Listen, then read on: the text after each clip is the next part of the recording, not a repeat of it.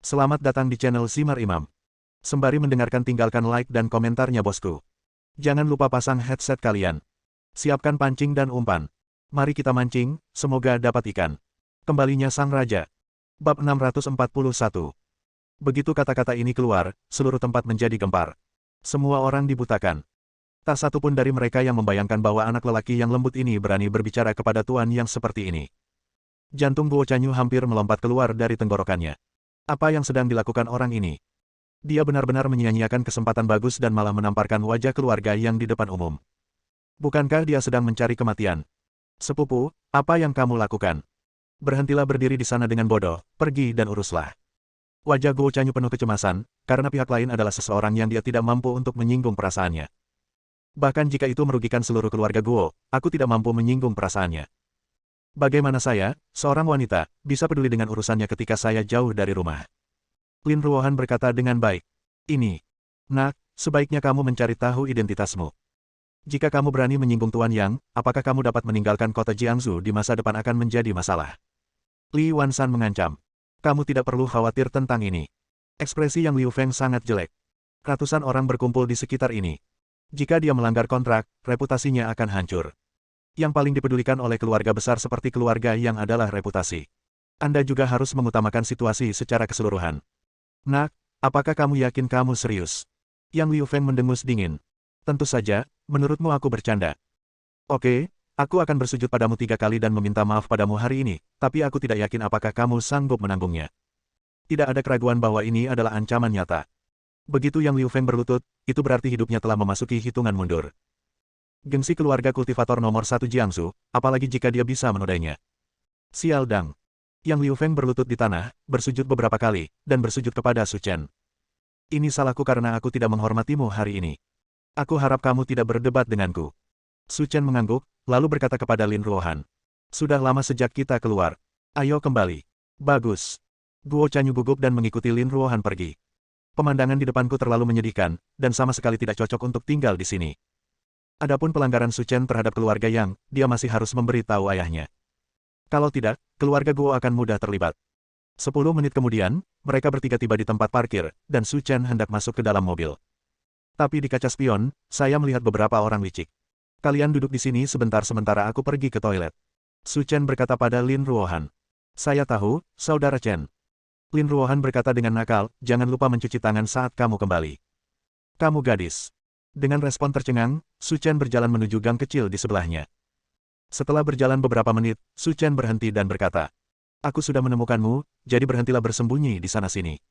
Anak baik, aku tidak menyangka kamu memiliki wawasan. Orang yang memimpin tidak lain adalah bos Ju Baoshai, Li Wanshan. Di sampingnya, ada beberapa murid dari Ju Baoshai, memegang pisau cerah di tangan mereka dan berbicara dengan Su Chen. Li Wanshan melakukan ini untuk 2 tujuan. Yang pertama adalah mendapatkan kembali warna hijau imperial dan hitam imperial berkualitas tinggi dari tangannya. Yang kedua adalah menangkapnya dan mengirimnya ke keluarga Yang untuk menghukum mereka. Dengan cara ini, dia tidak hanya bisa mendapatkan kembali uangnya sendiri, tetapi dia juga bisa menjual bantuan kepada keluarga Yang berarti membunuh 2 burung dengan 1 batu. Jadi dia menyerang saat setrika masih panas dan mengumpulkan murid-murid dari Ju Baoshai untuk datang dan membalas dendam pada Su Chen. Saya mendengar sebelumnya bahwa Ju Baoshai Anda memiliki reputasi yang cukup baik. Saya tidak menyangka Anda juga akan melakukan tipuan seperti itu, kata Su Chen sambil tersenyum. Nak, aku tidak akan mempermainkanmu hari ini. Kalau 18 juta, aku, Li Wanshan, tidak akan peduli. Tapi gabungan kedua batu itu bernilai miliaran. Apa kamu benar-benar menginginkan kebaikanku, Li Wanshan, kan? Aku tidak peduli kamu orang baik atau tidak, tapi sampah yang kamu bawa sepertinya tidak terlalu bagus. Nak, dengarkan nasihatku dan jangan terlalu gila. Orang-orangku ini telah bersamaku selama lebih dari 10 tahun. Mereka semua sangat terampil. Akan mudah untuk berurusan denganmu. Su Chen mengangkat tangannya dengan santai, dan lebih dari selusin aliran udara hitam meledak pada murid-murid Ju Baoshai, membunuh mereka di tempat. Apakah ini yang kamu sebut keterampilan hebat? Li Wanshan jatuh ke tanah dan memandang Su Chen seolah-olah dia melihat hantu. Kamu, bagaimana caramu melakukannya? Apakah kamu manusia atau hantu? Metode Su Chen hampir membuat Li Wanshan takut sampai mati. Dia melambaikan tangannya dan membunuh orang itu tanpa melihatnya melakukan apapun. Bahkan anggota keluarga kultivator bela diri pun mungkin tidak memiliki metode yang begitu menakutkan. Kamu tidak punya hak untuk mengetahui siapa aku. Sekarang setelah semua anak buahmu mati, aku akan melakukan perbuatan baik dan mengirimmu ke dunia bawah untuk menemanimu. Tidak, Jangan, aku tahu aku salah. Tolong jangan bunuh aku bersedia memberimu seluruh Jubao Shai. Sudah larut. Mengikuti pola yang sama, Li Wanshan juga mati di tangan Su Chen. Dan semua ini, jika digabungkan, membutuhkan waktu kurang dari 2 menit. Setelah berurusan dengan Li Wanshan, Su Chen kembali dan membawa Lin Ruohan kembali. Menurut rencana Lin Ruohan, dia berencana untuk tinggal di kota Jiangsu selama 1 malam dan kembali ke Zonghai besok. Karena masih banyak hal yang menunggunya di perusahaan, dia tidak ingin membuang waktu terlalu banyak. Setelah kembali, Guo Chanyu diam-diam memberitahu Guo Hengye apa yang terjadi di Jubao Shai. Setelah mendengar berita tersebut, Guo Hengye sangat marah. Saya sudah memperingatkannya ketika saya berangkat di pagi hari. Jangan keluar dan menimbulkan masalah, namun kata-katamu sendiri tidak lagi didengarkan. Apa yang harus kita lakukan sekarang? Dia telah menyinggung keluarga Yang, dan kita masih memiliki hubungan kekerabatan dengannya. Jika tidak ditangani dengan baik, kemungkinan besar kita akan terlibat. Kata Lin Fanghua. Ekspresi Guo Yingye terlihat sangat ekstrim. Pada titik ini, dia tidak tahu bagaimana menanganinya. Mari kita tunggu dan lihat apa yang terjadi. Keluarga Yang adalah keluarga kultivator nomor 1 di Jiangsu dan tidak bisa dibandingkan dengan keluarga Guo. Mari kita lihat dulu bagaimana sikap mereka dan kemudian pikirkan solusinya. Hanya itu yang bisa kita lakukan sekarang, kata Guo Chanyu dengan sedikit frustrasi. Anak laki-laki bernama Su Chen itu benar-benar lebih sukses daripada dia. Dia membuatku begitu banyak masalah dalam beberapa hari setelah datang ke sini. Jika aku mengetahui hal ini, aku tidak akan pernah membiarkan ibumu membawanya ke sini. Dia hanyalah seorang bajingan. Bencana. Siapa bilang bukan itu masalahnya, tapi sepupuku lebih menyukainya, dan dia mencintainya sampai mati, dan tidak mau mendengarkan siapapun. Kejahatan apa yang dilakukan sepupumu di kehidupan terakhirnya hingga berakhir dengan orang seperti itu? Kota Jiangsu, keluarga Wang. Ayah, bukankah kamu bilang kamu ingin membantuku menyelesaikan masalah ini? Dia bahkan memukuliku, kenapa kamu masih acuh tak acuh? Bab 642. Kamu bajingan, kamu adalah anakku, kamu dipukuli, bagaimana aku bisa tetap acuh tak acuh? Kalau begitu kenapa kamu tidak mengambil tindakan sekarang? Terutama keluarga Guo, yang juga merupakan keluarga besar dan bergengsi di seluruh kota Jiangsu. Jika saya ingin naik, saya harus mengandalkan dukungan dari pengusaha terkenal seperti mereka, jadi sekarang, saya tidak bisa membuat segalanya terlalu tegang. Lalu berapa lama aku harus menunggu untuk membalas dendam? Jangan khawatir, saya akan membantu Anda menangani masalah ini jika ada kesempatan. Ekspresi Wang Guanyu sangat marah. Dia tidak pernah menderita kerugian seperti itu sejak dia masih kecil, dan dia tidak bisa menunggu lebih lama lagi. Wang Guanyu keluar rumah dengan marah dan menemukan Lu Xibin. Di antara teman-temannya, hanya Lu Xibin yang bisa berhubungan dengan keluarga Qian. Idenya juga sangat sederhana. Karena ayahnya tidak dapat membantunya, dia harus membunuh seseorang dengan pisau pinjaman. Kakak Yu, jika kamu punya ide, katakan saja langsung padaku. Aku sudah lama menoleransi anak itu. Duduk di dalam mobil, Lu Xibin berkata dengan mata dingin. Bisakah Anda membantu saya menghubungi Tuan Qian? Karena satu-satunya cara yang bisa kita gunakan adalah membunuh seseorang dengan pisau pinjaman. Kebetulan dia juga punya dendam terhadap Su Chen. Sayang sekali jika kita tidak memanfaatkan dia. Oke, saya akan menelepon Tuan Qian sekarang untuk mengetahui maksudnya. Beberapa menit kemudian, Lu Xibin menutup telepon dengan penuh semangat. Saudara Yu, masalahnya sudah selesai. Tuan Qian ada di Hotel Seraton dan meminta kita untuk pergi ke sana dan mendiskusikan masalah ini. Oke, ayo ke sana sekarang. Sekitar 20 menit, keduanya tiba di Hotel Seraton dan melihat Qiantang di kamar presidensial di lantai paling atas. Meskipun Wang Guanyu dan Lu Xibin juga merupakan tuan muda terkenal dari keluarga kaya, mereka sangat berbeda ketika berdiri bersama Qiantang. Terutama aura yang terpancar dari dalam keluar, yang membuat keduanya tak mampu menandingi satu sama lain. Kamu bilang orang yang memenangkan uangku hari itu bernama Su Chen. Setelah melihat mereka berdua, Qiantang berkata dengan wajah dingin. Namun samar-samar, ekspresi wajah Qiantang agak aneh. Dia selalu merasa bahwa nama Su Chen agak familiar. Sepertinya saya pernah mendengarnya di suatu tempat. Sambil menggelengkan kepalanya, Qiantang tidak siap untuk berpikir terlalu banyak. Dia mungkin pernah mendengar nama biasa seperti itu di tempat lain, jadi tidak ada yang perlu dipedulikan. Dan yang terpenting adalah membunuhnya dengan cepat. Malam itu, dia kehilangan 2 miliar dalam satu tarikan napas dan membunuh lebih dari selusin bawahannya. Jika dia tidak membunuhnya, wajahnya akan hilang. Jika dia tidak menemukan jejak Su Chen hari ini, dia pasti sudah mengambil tindakan sejak lama. Wang Guanyu menjawab, Tuan Qian, dia adalah saudara ipar dari teman saya. Jika Tuan Qian ingin membalas dendam padanya, saya dapat membantu mengajaknya kencan. Bagus. Qiantang setuju tanpa memikirkannya. Jika dia tidak bisa memotong Su Chen, dia tidak akan bisa melepaskan kebenciannya. Qian Shao, ayo buat janji dengannya sekarang. Kami akan menghubunginya melalui telepon pada waktu dan tempat tertentu. Wang Guanyu berkata sambil tersenyum. Oke, kalau semuanya sudah selesai, manfaatnya tidak akan hilang untukmu. Terima kasih atas uangmu. Setelah Wang Guanyu dan Lu Xibin pergi, Qiantang memanggil Feng Wuchen keluar. Tuan Feng, saya serahkan pada Anda untuk menangani urusan malam ini.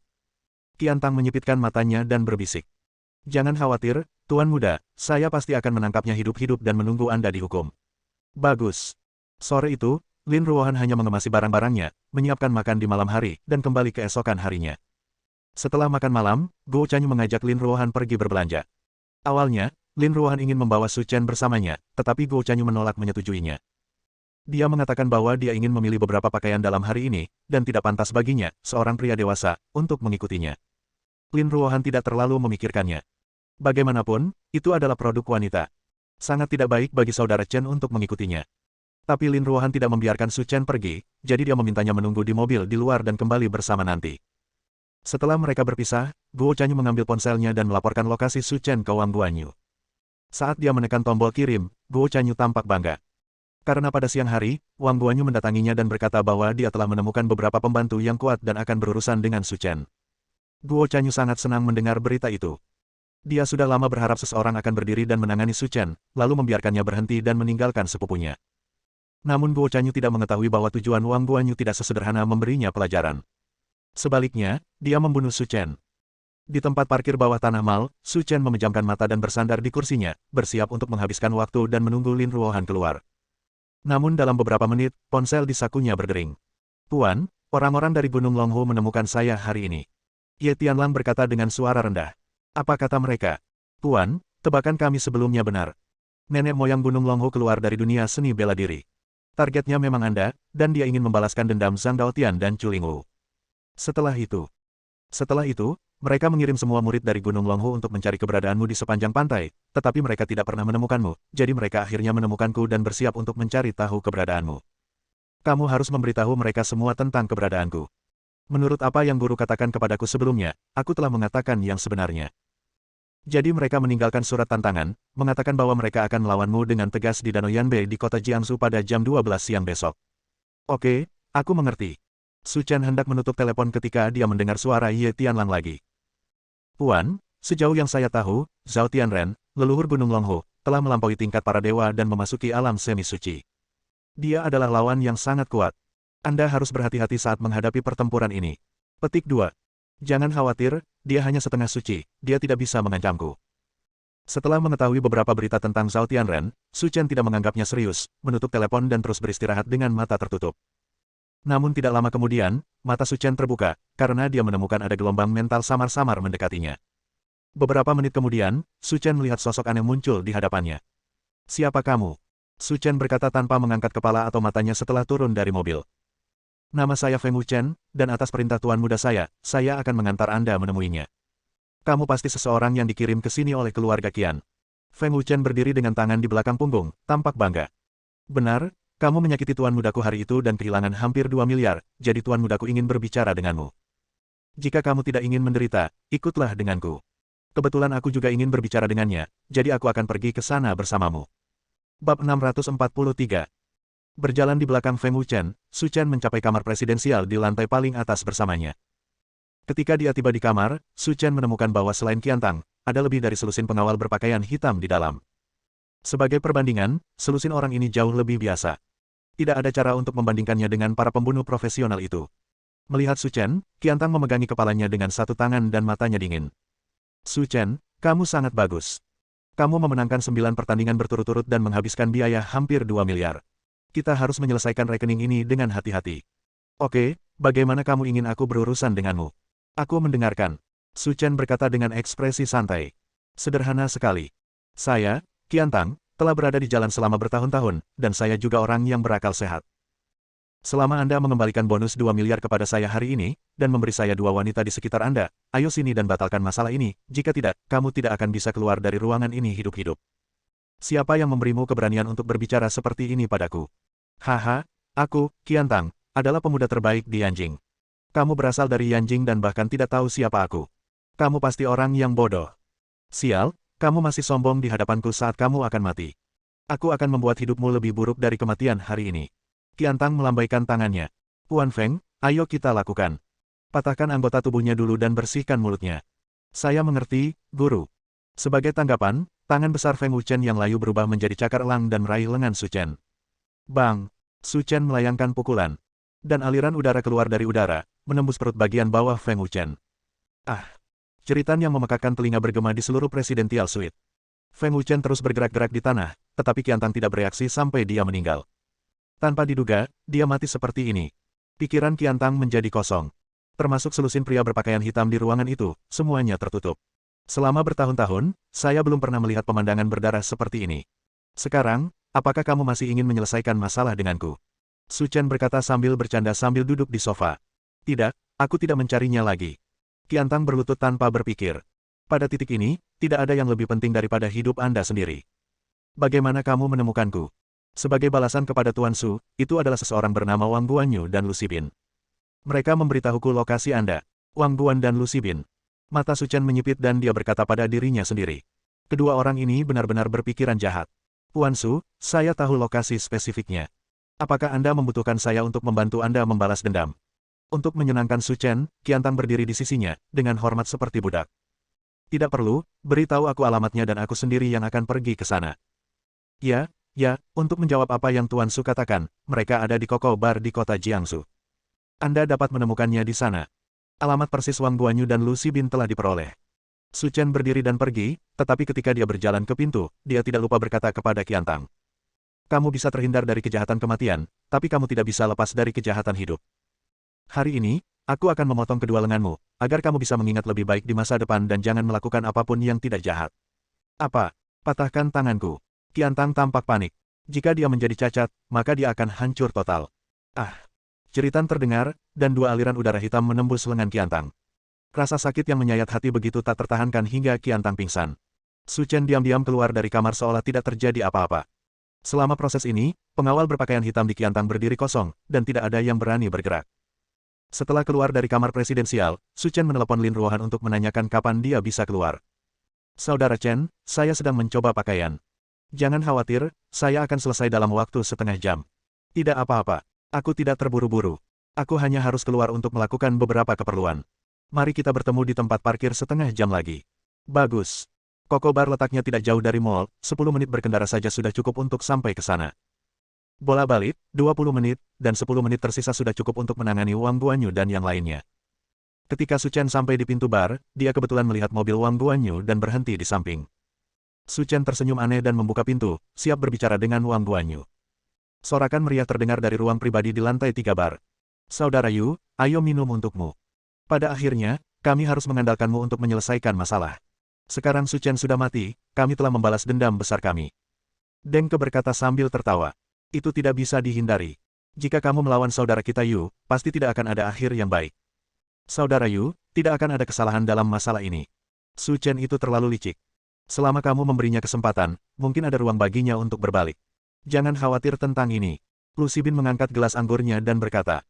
Saudara Yu dan saya melihat dengan mata kepala sendiri bahwa Feng Wuchen membawanya pergi dan ditangkap oleh orang kuat di tingkat seni bela diri. Bahkan jika dia memiliki sayap, dia tidak dapat melarikan diri. Oke, jangan bicarakan itu dulu. Kita tidak akan pulang sampai kita mabuk hari ini. Kita akan mencari beberapa gadis luar malam ini dan bersenang-senang. Kakak Yu, tenanglah. Mencicit. Tanpa peringatan, pintu kotak dibuka. Berdiri di depan pintu, Su Chen tersenyum dan berkata, apa yang bisa membuatmu begitu bahagia? Katakan padaku dan biarkan aku mendengarnya. Su Chen. Melihat Su Chen, Wang Guanyu, Lu Xibin dan yang lainnya berdiri di depan pintu, mereka semua tercengang. Sebelumnya, mereka melihat dengan mata kepala sendiri bahwa Feng Wuchen membawanya pergi. Mengapa dia muncul di bar lagi sekarang? Kenapa, kamu terkejut melihatku? Apakah kamu tidak pergi menemui Qian Shao? Kenapa kamu ada di sini? Wang Guanyu mundur ke sudut dan berkata dengan wajah pucat. Aku memang melihatnya, tapi pria bernama Feng Wuchen itu dibunuh olehku, dan aku memotong kedua tangan Qiantang. Aku baru saja menanganinya, dan sekarang aku akan menanganimu. Kamu benar-benar membunuh Feng Wuchen dan mematahkan tangan Tuan Qian. Wajah Wang Guanyu lebih jelek daripada orang mati, dan jantungnya hampir melompat keluar dari tenggorokannya. Dia tidak pernah membayangkan orang bernama Su Chen di depannya bisa begitu menakutkan. Beberapa menit kemudian, jeritan terdengar lagi. Su Chen mematahkan semua tulang di tubuh Wang Guanyu dan lainnya, tetapi tidak membunuh mereka. Kita semua sudah dewasa dan harus membayar harga atas tindakan kita. Setelah keluar dari bar, Su Chen kembali ke tempat parkir bawah tanah. Dalam beberapa menit, Lin Ruohan dan Guo Chanyu keluar dengan membawa tas. Saudara Chen, datang dan ambilkan untuk kami. Kami telah membeli banyak barang. Lin Ruohan menyapanya dari jauh. Melihat Su Chen mendekat dengan selamat, Guo Chanyu tertegun beberapa saat. Bukankah saudara Guan Yu menemukan seseorang untuk menghadapinya? Kenapa dia masih berdiri utuh di sini? Bab 644. Keanehan di wajah Guo Chanyu dengan cepat menghilang. Meskipun saya terkejut, saya tidak menunjukkannya di wajah saya. Saya siap menanyakan apa yang terjadi setelahnya. Demi kebahagiaan sepupunya, Guo Chanyu siap mempertaruhkan nyawanya. Namun dalam perjalanan pulang, Guo Chanyu mengirimkan beberapa pesan WeChat ke Wang Guanyu, namun tidak ada yang menjawab. Pada akhirnya, dia hanya bisa membiarkannya dan menunggu sampai dia sempat bertanya lagi. Di bar, ketika staf melihat keadaan Wang Guanyu yang menyedihkan, mereka segera mengirimnya kembali. Karena Wang Guanyu adalah pengunjung tetap di sini, semua orang di bar mengetahui identitasnya dan menemukan rumahnya dengan mudah. Wali kota Wang, kami telah mencoba yang terbaik. Semua tulang di tubuh Tuan Muda Guanyu telah patah. Bahkan jika dia bangun, dia hanya akan bisa berbaring di tempat tidur selama sisa hidupnya dan tidak akan bisa bergerak. Dokter yang merawat di rumah sakit berkata dengan sangat menyesal. Sialan, kamu pecundang, kamu bahkan tidak bisa menyembuhkan penyakit anakku, apa gunanya kamu? Wang Guanyu terluka parah, sedemikian rupa sehingga Wang Beiwen menjadi sangat marah hingga dia tidak lagi peduli dengan identitasnya sendiri. Wali kota Wang, kami telah benar-benar mencoba yang terbaik. Pembunuhnya sangat kejam. Ini sengaja menyiksa orang sampai mati. Pergilah, aku tidak ingin mendengarmu berbicara lagi. Setelah memarahi dokter yang merawat, sekretaris kantor Wang Beiwen segera masuk. Wali kota Wang, kami menemukan beberapa informasi dan berhasil mengidentifikasi pembunuhnya. Siapapun yang melakukannya, aku akan memotongnya menjadi beberapa bagian. Wang Beiwen mengepalkan tinjunya dan berkata dengan gigi terkatup. Menurut deskripsi orang-orang di bar, orang yang melukai Tuan Muda adalah pria bernama Su Chen. Su Chen. Ketika nama Su Chen disebutkan, ekspresi Wang Beiwen berubah menjadi ganas. Beberapa hari yang lalu, dia memukuli putranya, tetapi karena wajah Guo Hengye, dia tidak melakukannya padanya. Tanpa diduga, kali ini dia akan menjadi lebih buruk. Sungguh tidak masuk akal. Apakah kamu tidak menganggapku serius, Wang Beiwen? Apakah beritanya sudah dikonfirmasi? Hampir sama, tapi jika Anda ingin benar-benar memastikan pembunuhnya, Anda harus menunggu sampai Tuan Muda bangun. Oke, aku mengerti, kamu keluar dulu. Mata Wang Beiwen menyipit, seperti rubah tua yang licik. Saat aku mengetahui hal ini, aku akan membuatmu membayar mahal.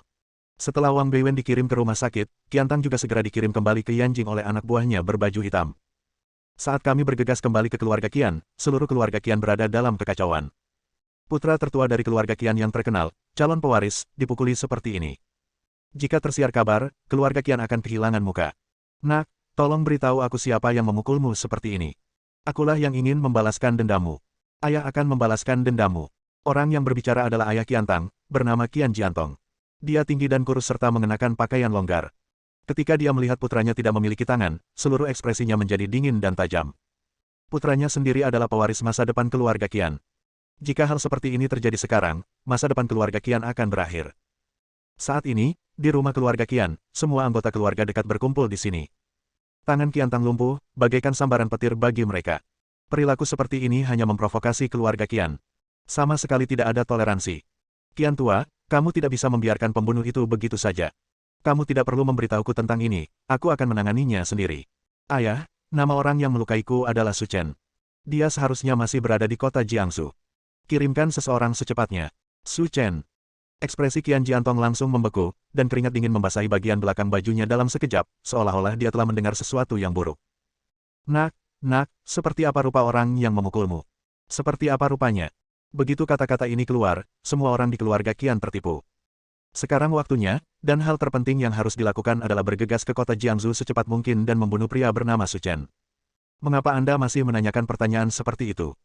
Anak itu sangat tampan, dengan perawakan sedang, dan dilihat dari aksennya, sepertinya dia berasal dari Tiongkok. Mendengar penjelasan putranya, ekspresi Qian Jiantong menjadi semakin ngeri. Lalu, apakah ada wanita yang sangat cantik yang menemaninya? Qiantang berpikir sejenak dan tiba-tiba teringat bahwa memang ada seorang wanita cantik yang duduk di samping Su Chen di lapangan bermain hari itu. Memang ada satu. Ledakan. Qian Jiantong merasa seolah ada sesuatu yang meledak di pikirannya. Dia sekarang yakin bahwa orang yang melukai putranya adalah Tuan Su, yang sendirian menekan seluruh dunia seni bela diri Yanjing pada konferensi praktisi seni bela diri hari itu. Sekarang, Qian Jiantong ingin mati. Nah, bagaimana putranya bisa menyinggung perasaannya? Nak, lupakan saja hal ini. Kamu bisa tinggal di rumah dan jangan memikirkan balas dendam lagi. Seluruh penonton terdiam. Ayah, apa yang kamu bicarakan? Saya dipukuli hingga cacat dan kamu tidak membalaskan dendam saya. Tidak hanya Qiantang, Tetapi seluruh keluarga Qian tidak dapat menerima kenyataan ini. Bukankah keluarga Qian kehilangan muka? Nak, aku juga ingin membalaskan dendammu, tapi kamu harus tahu bahwa orang bernama Su Chen bukanlah seseorang yang kita provokasi. Jika kita bersikeras untuk menempuh jalan kita sendiri, bahkan keluarga Qian akan dimusnahkan dari Yanjing. Qian Jiantong tidak akan pernah melupakan hari itu di konferensi seni bela diri. Su Chen sendirian memusnahkan 3 keluarga besar di Yanjing, dan bahkan membuat orang-orang dari brigade pengawal tunduk dan menyerah. Orang-orang seperti dia bukanlah sesuatu yang bisa disinggung oleh keluarga Qian. Dia adalah kaisar dunia seni bela diri Yanjing. Di depannya, yang ada hanya pasrah. Jika Anda menolak, Anda akan musnah. Pusinan orang di kompleks keluarga Qian semuanya terkejut. Mereka tidak dapat membayangkan atau berani berpikir bahwa masih ada orang di dunia ini yang dapat menjadi ancaman besar bagi keluarga Qian. Oke, mari kita semua bubar dan telan masalah ini ke dalam perut kita. Tidak ada yang boleh memikirkan balas dendam. Setelah mengatakan itu, Qian Jiantong menjentikkan lengan bajunya dan kembali ke lobi, siap untuk menyelesaikan masalah dan menganggap dirinya tidak beruntung. Kota Jiangsu, keluarga Guo. Ketika Su Chen dan yang lainnya kembali, wajah Guo Hengye masih datar. Su Chen, karena kamu dan Xiao Han sudah menikah, maka aku adalah pamanmu. Mengapa kamu tidak bisa mendengarkan apapun yang aku katakan? Karena Lin Ruohan, Guo Hengye menahan amarahnya dan tidak marah. Tetapi siapapun yang memiliki mata yang tajam dapat melihat bahwa dia memang sedang marah. Ada apa? Su Chen berkata dengan tenang. Bukankah aku sudah memberitahumu sebelumnya untuk tidak memprovokasi keluarga prajurit dengan mudah? Kenapa kamu tidak mendengarkan? Bersambung.